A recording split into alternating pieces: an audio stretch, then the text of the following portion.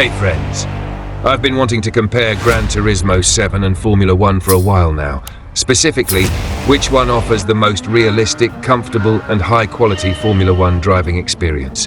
You might think the answer is obvious, but trust me, it's not that simple. Let's start with GT7. I wonder, did you guys guess which game is on the screen right now? I'm sure true fans of the game recognized it instantly just from the graphics and the sound of the F1 car. The first thing we notice is the cockpit view. But in GT7, the halo protection looks way too thin, agree?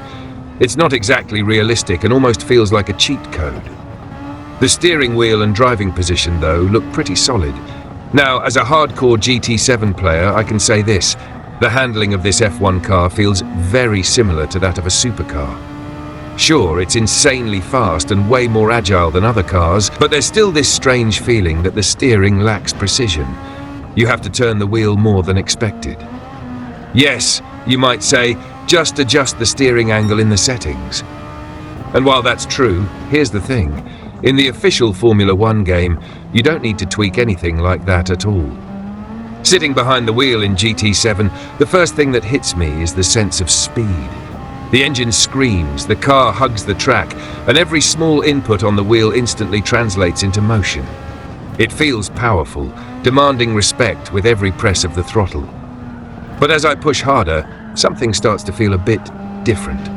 The braking zones are precise, but there's a certain smoothness in how the car reacts, almost too forgiving for a true Formula 1 beast.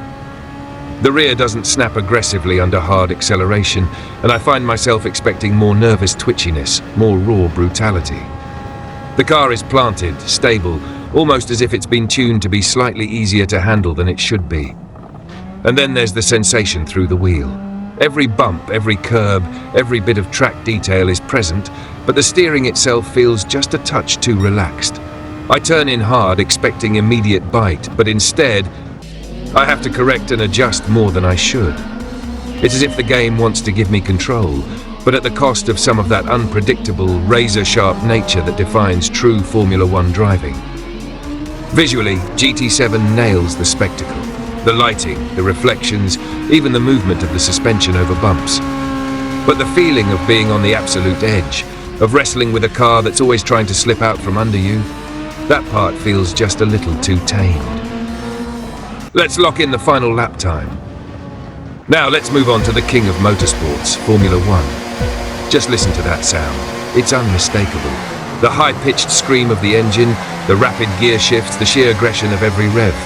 This is pure racing. Let's compare the cockpit view in Formula 1 to what we saw in GT7. What stands out immediately? That's right, the realism here is on another level. The halo structure is thicker and more obstructive, just like in real life, making visibility feel tighter and more immersive. The steering wheel is packed with buttons, screens and data, giving you that unmistakable sense of sitting in a real F1 machine.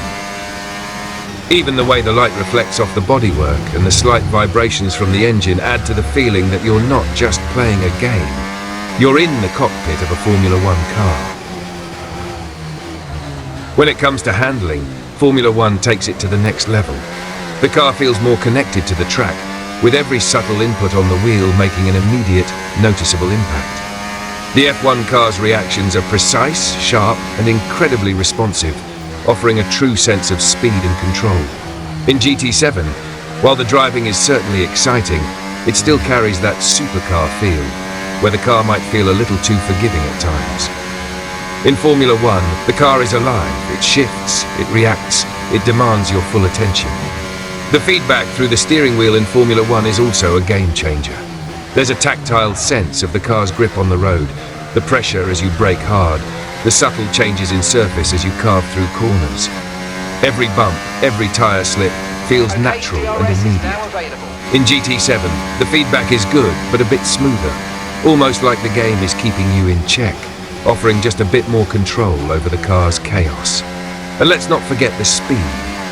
In GT7, the cars are fast, but F1 feels like you're strapped into a jet. The cornering is intense, and the forces at play when you push the car are a whole new level of immersion. The sharpness of the turns, the need for precision in every aspect, everything about it feels more extreme. GT7 might offer a thrilling ride, but in Formula One, you're not just driving a car, you're pushing the limits of physics. The overall experience in Formula One is one of total immersion. You're not just racing, you're in a world of speed, precision, and intense competition. It's an environment where everything is dialed to perfection, from the car's handling to the environmental feedback. GT7 is a fantastic driving experience, but in terms of authenticity, it doesn't quite capture the sheer intensity of what it's like to control a real Formula One car.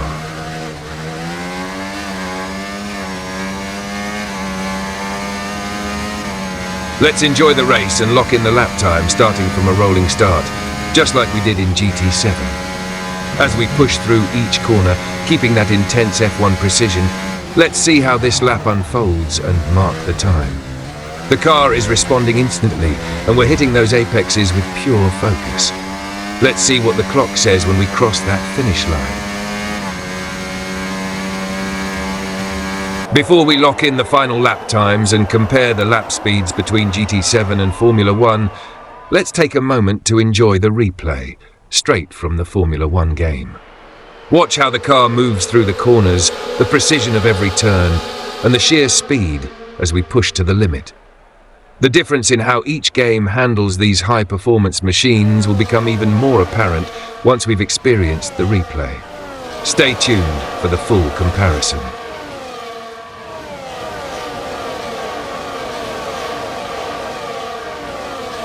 The final times are on your screen now. We're looking at the same track with identical timing measurements. First up, the time from GT7, starting from a rolling start. In second place, we have Formula One with a standing start, and in first place, Formula One with a rolling start. It's important to note that there could be differences in the technical specifications of the cars in GT7 and Formula One, since they're two different games. But I hope I've been able to highlight the key differences in handling between these two titles. And of course, if we were driving with a professional racing wheel designed specifically for Formula One, the differences in driving experience would be even more apparent.